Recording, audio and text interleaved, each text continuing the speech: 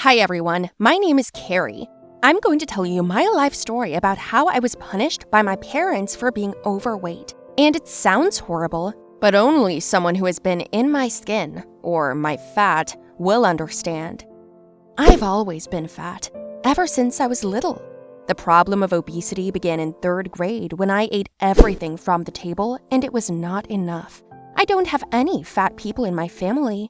My dad and mom are both athletes. How did it happen that I became the freak in the family? Simple. Since my parents were busy all the time, I belonged to myself.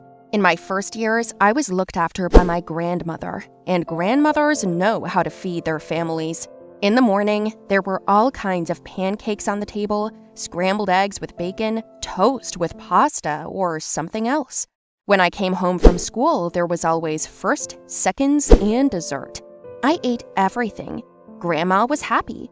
Who wouldn't agree to eat another bite for Grandma, who was such an awesome cook? So I got used to it. Also, every time I told her I was full and didn't want any more, Grandma would turn on her trademark, "You didn't like it? Did I do something to offend you?" And then I'd sit back and eat on. That's how my stomach stretched. By age 7, I had a decent tummy, a mouthful of bad teeth, and constipation. Then my teeth got fixed, my stomach sort of did too, only my bloated stomach didn't go anywhere. On the contrary, it got wider and bigger. My parents, of course, sounded the alarm, but my grandmother stood up for me. "Mom, you fattened her up. Look, she's just a baby, and she already has wrinkles on her belly and arms. They're just creases. She's like a chubby angel. And don't you dare tell your mother how and what to feed her granddaughter. You and your wife look after yourselves. I was given this child to bring up, so mind your own business, and do not interfere with me, okay?" Daddy, what? Am I fat? "Don't listen to him, dearie. Here's another pancake for you. Go and eat." Mom silently rolled her eyes and calmed my father by saying that I was still a child, in a growing body, and I'd outgrow it, and then they'll help me lose weight. Except it wasn't my body that was growing, it was my kilograms. In 3rd grade, as I said, I was diagnosed with obesity. I didn't really know what that meant at the time. That day at school, we had to run a 200-meter distance. It was a sort of competition. When it was my turn, I got off to a good start, but in 2 seconds, I was wet as if I'd been in the shower and couldn't catch my breath. My team was yelling at me, "Run, Carrie, go faster!" And I tried, honestly, but I didn't run more than 10 meters. We lost, and the most frustrating thing was that my parents were looking at me from the stands. And when I saw their faces, which they covered with their hands, I was upset too. They took me to a nutritionist who prescribed treatments, diets, and exercise. On top of everything else, they told me I was starting to have problems with my heart vessels because of my fat. So they took me away from my grandmother, and now I lived with my parents and was being raised by a babysitter. I couldn't look at these calorie-free foods, and the portions were so small. Do we have meat? We have steamed chicken. Do you want some? You can have about 100 grams right now. Are you serious? I need a steak. What? Steak? You're too young to eat it. My grandmother used to make a great steak. Look, your parents gave me a strict menu, all by grams and calories. I can't break it or I'll get fired. I have to watch you eat. So you think I'm fat too? No, you just need to lose some weight. It'll be quick. You're just a kid. And when I lose it, will I be able to eat normally? You'll have to ask your mom and dad. I was eating the steamed chicken without salt or butter, and I was choking on it. In my dreams, I dreamt I was going to visit my grandmother and eating everything she cooked. Everything was my favorite. Fried, lightly spiced. Yummy. What I missed the most were pizza and soda chips. So I would watch eating ASMR before going to bed, and my appetite would be whetted even more. Sometimes I even cried to be allowed to eat, throwing a riot in tantrums. "Hello, Mrs. Middle. I've been trying to calm her down for an hour, but she won't give in. She just won't eat. I don't know what to do." All the while I was lying on the floor screaming for food. Then my mother came. At first, she tried to talk to me gently. "Daughter, we weighed ourselves last night and look how much progress you've made. You've already lost 2 pounds. not much more to go. How much more? Well, about 10 more. What? I can't see vegetables and greens anymore. Let me eat properly. Lose another 10 kilos and I'll take you to a restaurant. Mom, I've been on a diet for 2 months. I want to go to Grandma. I miss her. You'll soon get used to your new diet, baby. I'll never get used to it, and maybe I don't even need it. Why do you decide for me what to eat and how much to weigh? Because you're a fat girl and you will thank me later when you grow up. Or do you want to stay alone because you'll be fat?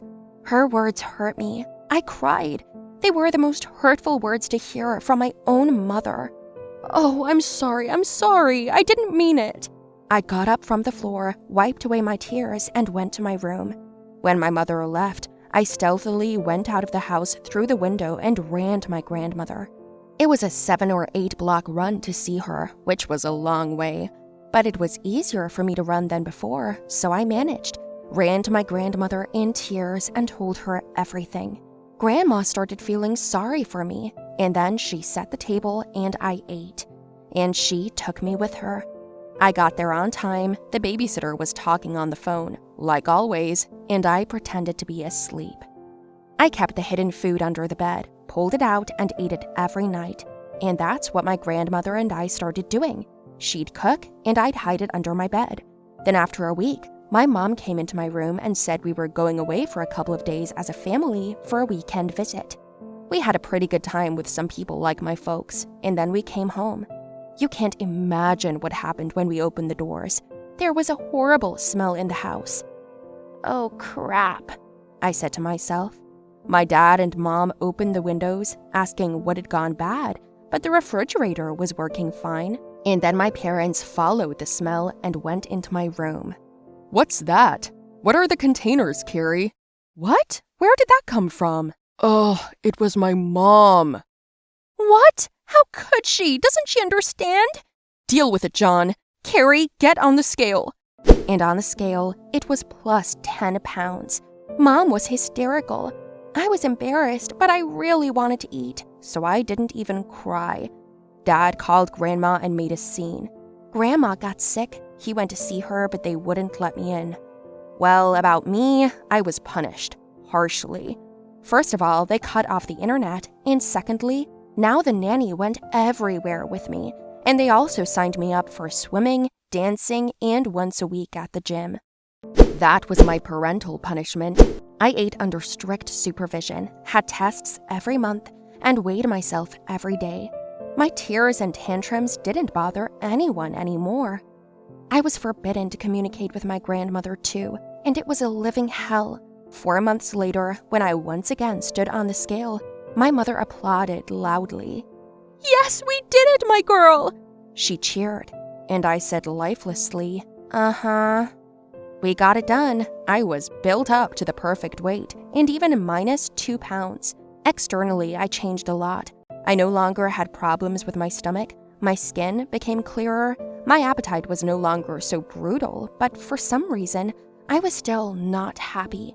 Now I understand that it was not because I was hungry, but because my own parents did not accept me as I was.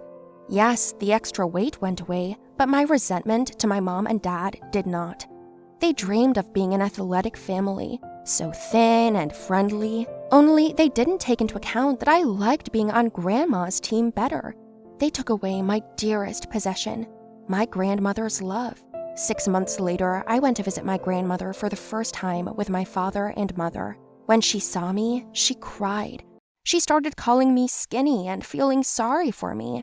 She set a modest table, but I didn't even touch the food. Not because it wasn't good, but because I didn't feel like eating. For once, I had lost my appetite. It's been a year since then. I'm still in good shape, but there is no joy in my life. I regularly go to the swimming pool and the gym, but I do everything out of habit, automatically. Do you guys think my parents did the right thing? And what would you have done if you were me? And also, how do you get your spirits back? Hi, everyone. I'm Jessica. I'm 18 years old. I want to tell you my thick story. This is a fairly common problem. I weigh more than 90 kilograms. To be honest, it is difficult for me to talk about it now, and it is unpleasant to remember. But I still want to tell you about all this because maybe then someone will think about whether they correctly characterize their life positions. I've been fat all my life, from childhood. I was born plump and round-cheeked and all. But if at the beginning it still touches the environment, the older you get, the harsher and tougher the world treats you. For girls, I believe in general, much higher requirements for external beauty than for men. This is how it's happened historically. The first time I encountered the problem that #I am not like others was when I was probably not even 3 years old. I went to a dance class at the time, and I didn't understand why some of the kids avoided me until the scorn and mockery came out in the open. And it started, I won't say that every day, but for my characteristic, I got it. Every time I tried to make friends there, the guys would say something like, "Don't be friends with her, she's fat." Can you imagine? I was only 3 years old. I still remember. Children's grievances are very difficult to forget. I don't remember if I was really fat, but I stood out for sure. There were, of course, good guys, but they were more than overlaid by those who made me remember nothing good from my childhood. But despite this, I still loved to dance.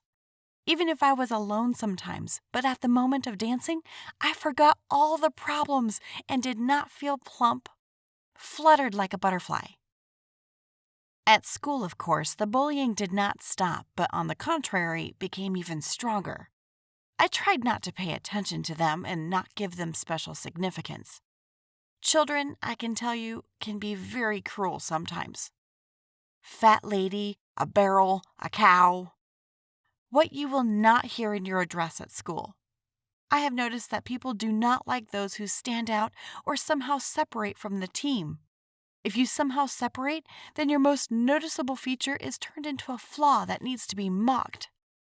Smart nerd, glasses bespectacled, full fat, thin worm, etc. Besides, I didn't have any friends. I tried everything to lose weight. I went to fitness halls, followed different diets, and starved myself. But all came up empty. Because everyone treats me like this. I was kind of depressed all the time. It was only when I was eating that I could cheer myself up a little. Apparently, everything would have continued like this if I hadn't had one situation happen to me. After graduation, we started preparing for graduation. How are we? Everyone was preparing, and I just watched from the sidelines. And at that moment, the prom was supposed to be held. I loved 2 things, dancing and eating. But when we were sharing in pairs, I came across a very thin and tall guy named Dave. The others simply didn't want to, and he had no choice but to agree. But there was a problem. There was an element in the dance where the guys have to lift the partner and spin, and Dave wouldn't have been able to lift me or even put his arms around me. But I couldn't miss it, and I gave my word that no matter what, I would lose weight by the ball. I had 2 months to do it. I started making a strict diet plan, removed all high-calorie meals from the diet, and signed up for fitness. It was supposed to work out, but it was very stressful for my body. This plan was only enough for a day. The next day, I couldn't resist eating a bun. I guess I'm not strong enough to bear it, or I didn't want it that much. Already desperate, I just decided to go to a secret meeting of anonymous fatties, thinking that maybe there I will find some comfort for myself. I had never been to such meetings before, and I was wondering what stories someone had. Basically, everyone has the same problems. Everyone told me what they had to go through because of this, so to speak, feature. And I'm not the only one. At the meeting, I met a happy, sweet girl named Heather. Got into conversation, and I found out that we have a lot of similarities. She was also very complex because of her excess weight, tried various methods of weight loss, but all in vain. But at these meetings, she realized that being overweight is not a problem. She explained that beauty can be different, and it is not necessary to be thin. We had a nice chat, and I told her my upcoming situation, to which she replied that there is a good and unusual solution to my problem. And here is graduation day. Heather helped me pack, picked up an insanely beautiful dress, and made a stunning makeup. I admit I didn't expect to look like this myself. Everyone in school froze in surprise at the sight of me. In their eyes, I saw that they were amazed at my appearance. It gave me confidence, and I wasn't as shy as I used to be. During the dance, on the advice of my new friend Heather, on the element when guys would lift their partners in their arms, I picked up Dave instead. Everyone laughed at this moment, but it was no longer a mocking laugh, but a laugh of admiration. We even received an award for this number as the most creative dance. I will never forget that night, because that's when I realized that you don't have to be thin to be beautiful, and excess weight is not a problem. The main thing is who you are on the inside, not the outside. Friends, if you liked my story, share it with others. Maybe for someone, this video will be a reason to change their thinking.